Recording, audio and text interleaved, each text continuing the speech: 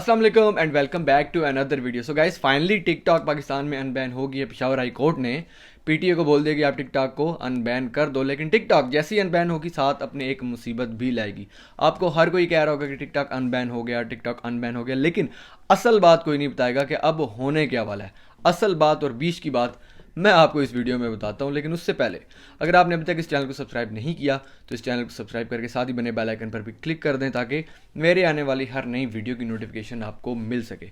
सो अब सीधा पॉइंट पर आते हैं कि पेशावर हाई कोर्ट ने नस्वार रख के टिकटॉक को बैन किया था कि इसमें गंदा मवाद है। सो आज टिकटॉक ऑफिशियल्स की हायरिंग थी और उन्होंने कहा कि टिकटॉक को अनबैन कर दें, लेकिन आपको गंदा मवाद हटाना पड़ेगा। अब टिकटॉक पे जितनी भी लड़कियां जन्नत मिर्ज़ा, लिशबा अंजम सारी बुरखा पहन के वीडियोस बनाएंगी, खास करके डोली फैशन टोपी वाला बुरखा पहन के वीडियो बनाएगी, क्योंकि अगर वो टोपी वाला बुरखा पहन के वीडियो नहीं बनाएगी तो उसके फांसी के आर्डर हो जाएंगे।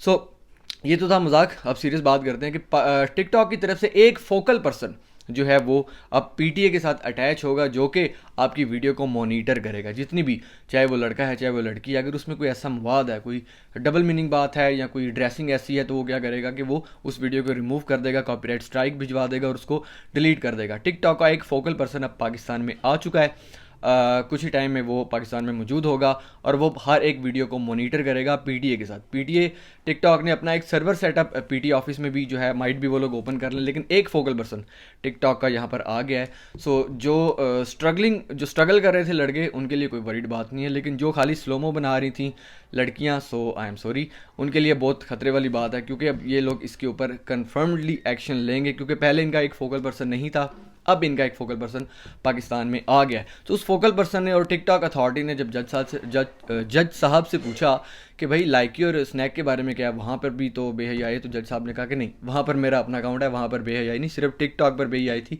टिकटॉक चूँकि एक बड़ा प्लेटफॉर्म है, जैसे इंस्टाग्राम को माना जाता है, यूट्यूब को माना जाता है, सो दैट्स वाई रैंकिंग में टिकटॉक बहुत ऊपर था, जिसकी वजह से टिकटॉक को हिट किया गया। लेकिन अब टिकटॉक ऑफिशियली अनबैन हो चुकी है। कुछ ही टाइम के बाद आपके सर्वर्स पर भी काम करने लग पड़ेगी।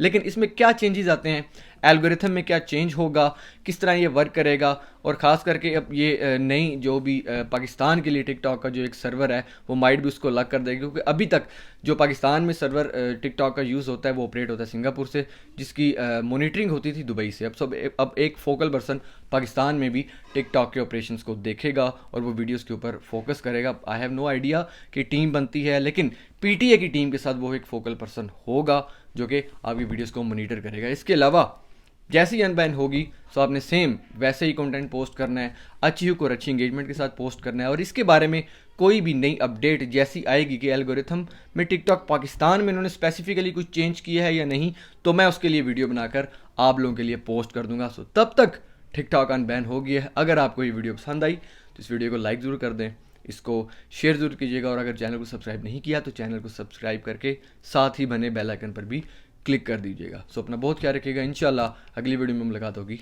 अल्लाह हाफिज़।